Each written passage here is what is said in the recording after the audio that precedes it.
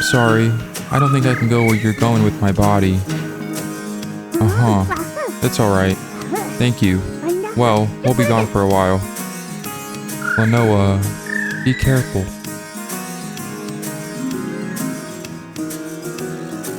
We ended the last episode in a very gut-wrenching way. We lost Grandpa, but as you can see, we have arrived at the Temple of the Sun, and just take a moment to admire that backdrop.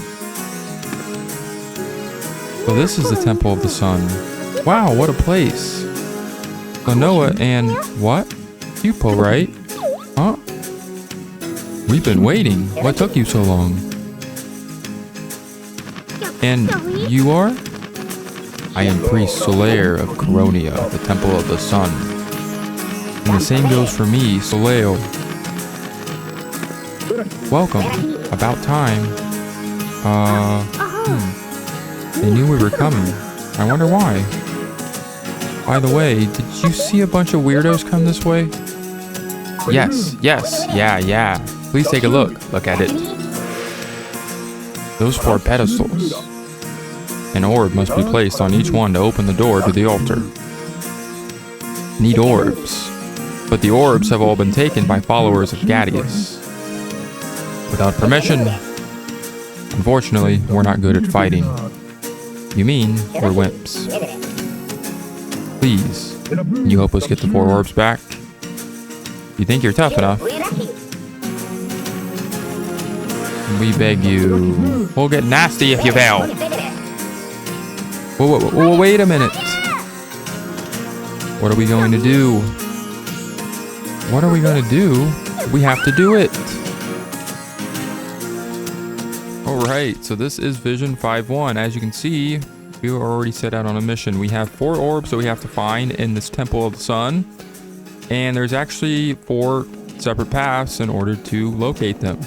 Now this vision is probably one of the longer visions of the game. This is where the game really starts to kind of heat up. And really starts to get more extensive in terms of level length and, really just the missions that you're set out to do. And a lot of your environments you're going to be exploring, you're going to be scaling quite a bit of those environments. So as you can see, we have arrived at the Temple of the Sun, so we do have to find the 4 orbs. And like I said, this is, we do have 4 separate paths that we need to essentially travel through in order to find each orb. Now, even though this vision is very lengthy, it is very linear. Now, that's not to say that we haven't seen some pretty linear levels throughout the game already. I just mean that this one is very linear to the point where it is very straightforward, because you essentially just have 4 straight paths that take you to each of these colored orbs, and then once you get to the end of each path, you will then be brought back to the very beginning of the level where you will place the orbs in their specific pedestal, and that will essentially allow you to progress through the rest of the level. And then there's not really much left after that, and then we move on to 5-2, which isn't really a bad thing. And this level's length does kind of make up for its simplicity, I would say, but it is a little maybe too straightforward, and I think it would have been a little bit fun to have a little bit more of a challenge with finding these 4 colored orbs. But that's just me.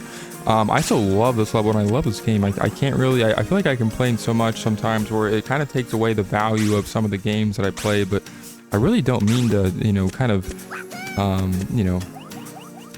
I don't really want to hate on it, too much in each game. I just kind of like to voice my opinion on how I think the level design could be maybe better or is perfect to where it is. And most of the time it's the latter, but yeah, we're gonna go ahead and do what we need to do here. So yeah, 4 orbs to find. We're on the path to find the red one actually now. So I usually like to do it in a certain order, or I guess they kind of make it set up to where you do have to go, you normally just go in the same order probably, but I like to go for red and then blue and then green and then yellow in that order. So well, actually usually I get the yellow one first, but the yellow one I feel like is meant to be found last, but you'll kind of see once we get to the green and yellow path, because you kind of have to go one path to get to both doors. I don't know, it's kind of complicated. I guess they're all kind of set up that way, but anyways, we're moving on. The red orb is first. We just got to multiply our fairies, so that's gonna multiply our gem count. Very nice. We're gonna see if we can collect as many of those as we can in this level. Of course, we have more moves being thrown at us. This is one of the fastest move respawn points right here. I never understood why they respawn so quickly here, but we essentially just have to wait till we get that regular red moo, because he's the only one we can grab onto.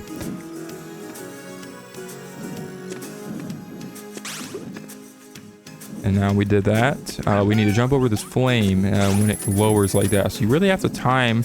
That's one of the worst overall timings in this game, I think, in terms of trying to jump over an obstacle. But we collected the red orbs. We're going to place that down. And we have 3 more to find. We'll go ahead and take this left path once again. As you can see there, the blue orb is actually going to be found on this path as well. And yeah, if you didn't notice, those signs are essentially telling you where each colored orb is located. That's why they have the blue, red, green, and yellow, like, you know, colored signs there. I think it's kind of obvious, but they don't necessarily look like orbs on those signs. So I don't know, maybe it's just something that I think it's kind of a little maybe confusing at first if you're not sure exactly what, you know, what they're trying to tell you there, but it's kind of obvious at the same time. But anyways, as you can see, we are circulating around the temple. I have to say, this is probably one of my favorite looking, like, favorite level designs and favorite looking places in the game. I think Jugpot looked pretty cool with all the waterfalls around it, and it was kind of, you know, essentially a giant jug where we, you know, took on the second boss of the game, and it was pretty cool looking. The environment around it was very neat, but this one really I enjoy a lot. Just the way, you know, in terms of how it looks, how it feels to just scale around this giant temple. I mean, this kind of gets to the point where, like, you know, you're getting somewhere in the game when you're, you know, by the time you get to this place, and everything starts to kind of feel more like an actual adventure. And I don't want to say it didn't feel like that at the start, where we're, you know, traveling through Wind Village and Burlock Forest and some of those other, you know, starting locations. But I really enjoy the forest. I just feel like most of the areas in there looked kind of the same, where this one looks a lot more unique, I think. And you know, we're at a temple, and, you know, way up in the sky we have to find these orbs. There's actually a lot of new introduction of enemies as well, I would say, in this place as well. Found the blue orb there, very nice. But yeah, it just feels kind of more like, you know, Klonoa is that hero of the story. Like, it feels like he's actually the one that's going to bring down this evil plan by, you know, both Ghadius and Joka, apparently. So and losing Grandpa, I think, motivates Klonoa to do a lot more than what I think he normally would have done if he hadn't lost Grandpa. I think he had, that was like the fire that was waiting to be burned into his you know, into his soul, in order for him to fulfill this mission of stopping this, you know, evil plan that you know, he saw in his dream kind of, you know, take way. So but very cool. We're gonna go ahead and jump up here now. As you can see, we have both green and yellow orb paths that are gonna be found in this area here. So we're gonna go ahead and seek those out right now. Now those doors over there, those green doors, are obviously going to be triggered by, well, you can see a switch out there in the distance. There's another one right there. We have to hit that one first, because that's going to open one of those doors. I believe it's going to be the one right there closest to us. Of course, I would miss there. But yeah, we have a little bit of a puzzle here. Yeah, that's going to open that door for us. We want to trigger these switches before entering those doors. Now I normally take the yellow. I think I do yellow next, even though it's technically the last one you're supposed to find, or at least, you know, direction wise, in the room with the pedestals and where the orb's supposed to be placed. Man, these guys are really annoying. The guys with those ball and chain or whatever, those are, I can't remember what those moves are called, but they get kind of annoying very fast, because they can, you know, swing that thing back and forth very quickly, and it can just be a pain. But yeah, we're actually going to head over to the yellow orb path first. We're going to go ahead and grab that one. As you can see, it's actually right there. We can see it in the distance. We just can't get there yet without a little bit of platforming to do here. And again, this is another reason why I said I love the 3D environment in this, you know, in this type of platform, because you can see everything around you. Like, we just saw the yellow orb, for gosh sakes. We're not even there yet, but we can see so much of the landscape before we even reach that part. So very cool. I just love that. I don't know. But now we're platforming over these spinning platforms. So a nice little spinning objective here for us to get through. And we have more fire, man. They really love the fire in this place. I guess it is the Temple of the Sun. You know, the sun can essentially, you know, catch things on fire if it gets too close to it. So it makes sense why there would be tons of flames in this place. So Again, very cool. This place is well thought out. And this is kind of more like a temporary stop. Like, we're not even done with the game yet. We have a lot more to see, a lot more to do, and this is just one stop on the way, you know, in our adventure. So we're not going to be staying here too long, but it's awesome to kind of admire everything and kind of take everything in for what it is. So let's see if I can grab this extra heart. Very nice. I definitely needed that. I'm glad I got it. We went ahead and grabbed that yellow orb. That's 3 out of 4. Not too bad. So yeah, it looks like the yellow orb is supposed to be found 4th, but we did not do that. So I guess it doesn't really have to be found in any specific order. Whichever order you feel like. You could probably grab the green and yellows first. Actually, I just tend to do this. Okay, so now we're going to jump up here and take the right path, which is going to send us over to the green orbs location. Wait for this guy to do his little thing here. And I think we're actually going to need that flying moo. I don't know if I can... actually, no, we didn't need it, but I want to grab that gem down there because I'm crazy. Oh, so this is one of the flying moves that will fly essentially in the backdrop, or, you know, in the background of the level. So kind of cool how you'll see those from time to time. They're a lot more common in the later part of the game, so we're kind of, you know, essentially in the second half of it. So we're pretty much in the late game, starting with this level, I would say. But now we have to travel over this lava. So we have flying moves, of course. We have a spiker there in the middle. We have to hit that switch because that's going to trigger something else that we need to trigger. It's actually going to open that door right there that's locked on the lower part of that path. Let's hit the switch. Open our door. We can actually see the green orb right there. We just can't get to it quite yet. Now we have to maneuver back over to the other side once again. So we need to take flying moo, jump above the spica, head into the door, and then we're going to find our green orb very soon. So... another switch we gotta hit. I love the switches, man. Switches in this game look really cool. Like, it's, you know, do you think that something as simple as like, you know, something you have to trigger in order to open another door in the level wouldn't look so amazing? It's just, they look like they're sent down from like, I don't know, like they're just like little crystallized switches. They just look really cool. All right, so this is pretty much the very top, I believe, of the Sun Temple. So we need to, wow, okay, we need to get through this trail of armored moos. As you can see, they are running in a very tight spot there where we can't really pick them up. Obviously, we can't pick them up, period, because they're wearing armor. What we need to do is grab these things here jumping out of the lava, these pink guys, and we need to chuck them at the armored moos. That way we can break open their armor, then we can pick them up, and then throw them at the other one. So there's probably of course I would do that.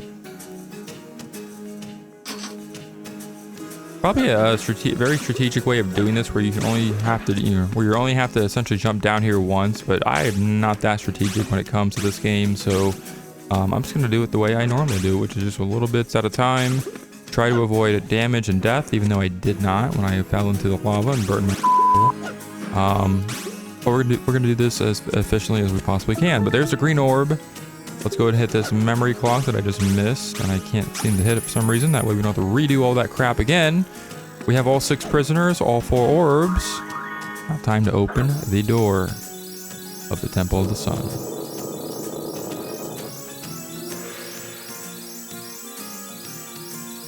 Very nice, looks very colorful in here. I love it, looks like a nice little dance party.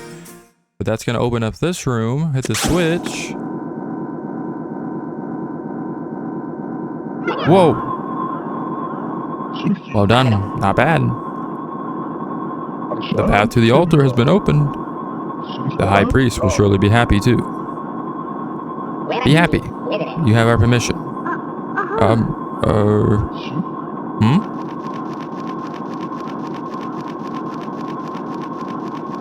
What now? A solar eclipse? Is this some kind of joke? Ghadius. He has the moon pendant. Obviously, dummy. Ghadius? The dark spirit Ghadius is bewitched by nightmare. He has awakened from a 3,000-year-old sleep and now seeks revenge. In other words, Mr. Evil himself. There is still time. Go to the altar before the seal is broken. What are you waiting for? How about you guys? We're pacifists. We're wimps. There. Enter into the light. It won't hurt. Vision 5-1 has been cleared.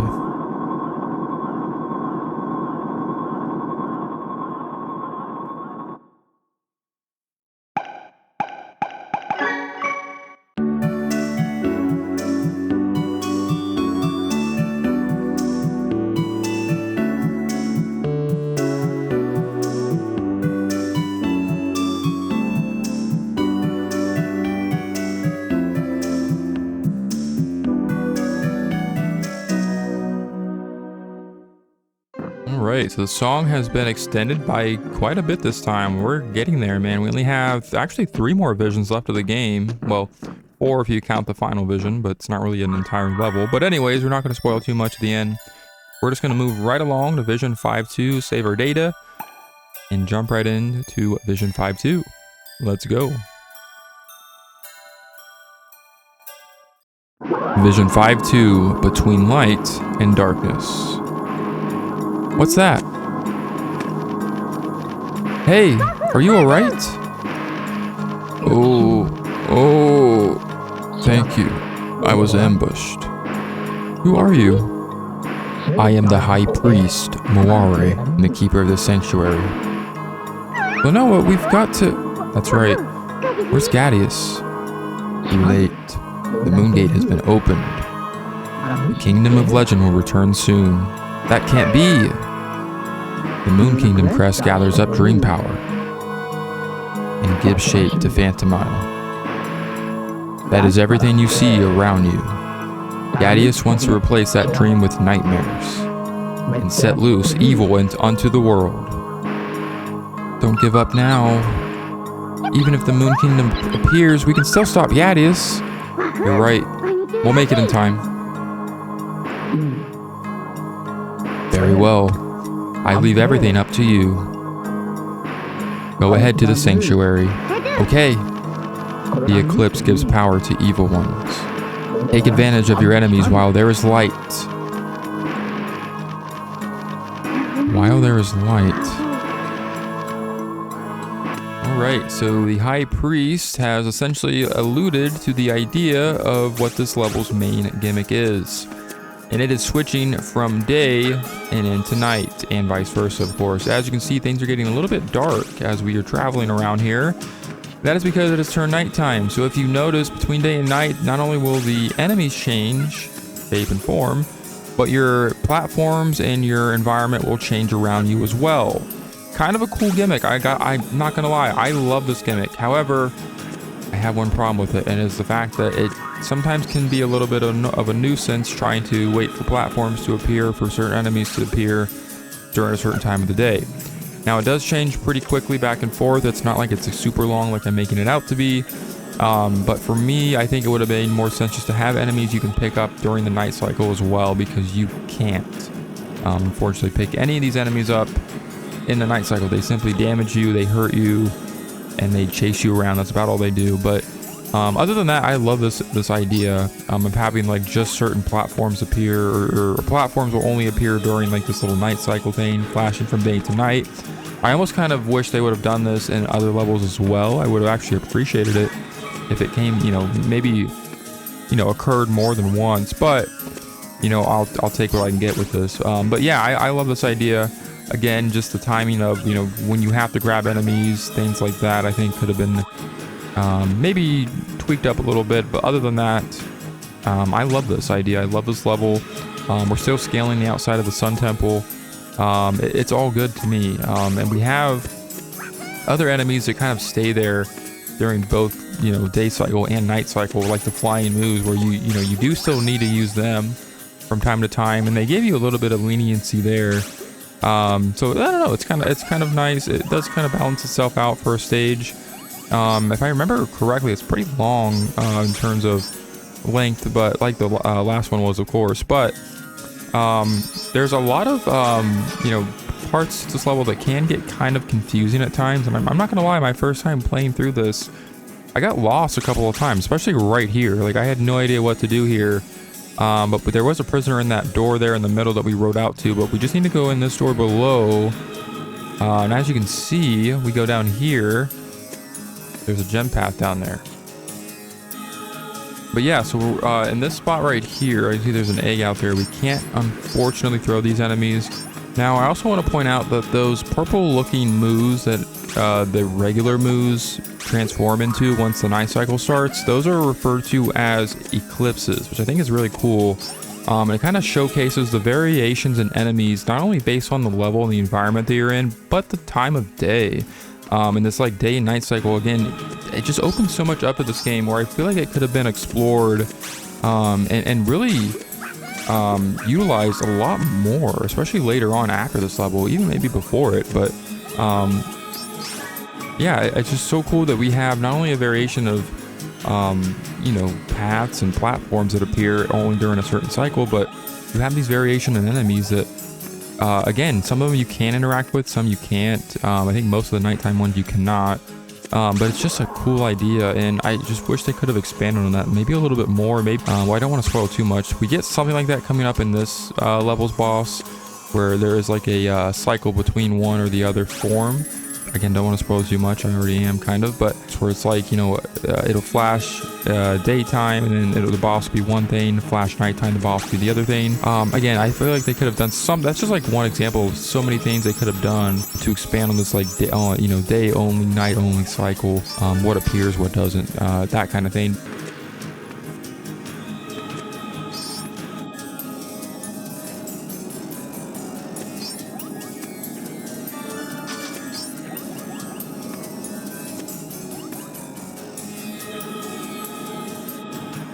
But anyways, we have a giant eclipse out there and a regular eclipse just staring us down like creepers. Like, those guys are really watching us really creepily. They're just waiting for us to get over there. But what we need to do is grab these things here flying only during the daytime that we can get them. And we need to break the armor of those moos, which are now moos. Now they're eclipses. And now we can actually travel over there because we can just throw the small moo when it's day, of course, at the large moo. And we can get through that doorway there. So nothing too complicated here. I just want to see if I can grab... Actually, I was gonna go ahead and destroy that large moon with one of these bird-looking things, but don't remember those things are called. But I'm just gonna go ahead and ride out here. We're gonna avoid the eclipse because we can't do anything with him. Wait till he turns back into a moo, the blue-colored moo, my favorite-looking ones. Go into this door here. And we have a memory clock. Let's punch that. And this is one of the more complicated jumps because you have two spikers there. You essentially just have to wait till you have an opening or just jump immediately when you see an opening. And you should be just fine. These guys, again, I cannot stand them. I believe those guys are called glibs, if I'm not mistaken. They're the ones that shoot those little cannons at you, which can be kind of annoying. But as you can see, we have more switches we need to trigger. These switches are actually going to trigger these blocks right here, so they're going to either pull them out or push them in, and obviously we need to do that in order to progress, grab some prisoners and grab some you know, various valuables, things like that. So we're going to do just that, but we have to get through this part again. If I can do this without taking too much damage from these spikers. Gotta grab this flying moo at the right time here. Go back a little bit, and that'll work. I'll take it. Because now we need to actually go over to the left, because there's another door we need to head over in that direction. And of course, there's those glibs again. Freaking cannons, get those things out of here. We can actually hit this switch, I think. Actually, I'm not sure if we're supposed to hit that right now. Let me go in here. Aha!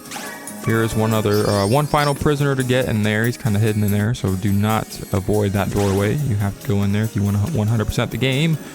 But now we're going to ride across this once again. And actually, I don't think I'm supposed to come in here. Nope, this is the right way. I was kidding. So we need to actually go this way now. And now we have an egg. So we need to wait till daytime, unfortunately, because we cannot pick up any of these enemies. Grab our birdies here. And we're going to pick up a nice little full or max HP refill there. I love those. They don't really handle enough of those out, in my opinion, but I guess it's to avoid making the game super easy. It's pretty straightforward on its own, so I guess it makes sense. But we're about done with this level. We just have to progress through this section here, hit this switch. We need to pull that platform out of the wall this time. Wait for nighttime, that way we can get on top of these platforms that have not formed yet, because it was still day. Now they have, and we need to do a terrible job at platforming across them, because I am a great platformer and I'm going to get across this with no problem at all, said nobody else ever. Because they never have that bad of a time as I do, because I suck. But anyways, we're going to hit that switch. We're going to beam ourselves onto this platform and go into the light. Like we were always meant to. No, I'm just kidding. But anyways, hit a memory clock there. We have the end of the level actually right up here where that max HP refill is, but we cannot get up there yet without an enemy that we need out here. Yes, this is the fun part. They lock a moo that you need to just grab a hold of to make that jump, and they require you to hit a series of switches in order to just get to them. And that said, being in the daytime, of course, because when it's nighttime, he turns to an eclipse and you cannot grab the mother. But it's okay, because you know what? We're going to put our platforming skills to the test. Practice up a little bit, since we have been doing a horrible job apparently of platforming lately. So what better way to practice than to give me a series of switches I need to trigger in order to find my buddy the moo locked in his damn cage. So it's okay. We're gonna do a little bit of springing here to grab or to trigger that switch. There should be one more, I think, that's left to find. I think there's only one more left. Or was that all? No, that was it. That was it. All right, so what we need to do is just grab our friend here, even though it's nighttime and he went back into his eclipse form, and I can't believe he did that to me. He didn't make it easy on me at all. Daytime is now, so let's grab Moo, head back in here really fast. Now we can make our final jump of the level. Ta-ta, and away we go. Just when I thought it was over, it's not. No, there's actually one more section left, and it's scaling the rest of this damn temple. This part I actually kind of enjoy. I like the little day and night flashing back and forth as we jump to our death here and try to avoid near death from the fire. Go in here. And another one of these. We're going to see these like all over the place from now on, I guess. Beam us up. I think this is it, actually. Is this the one?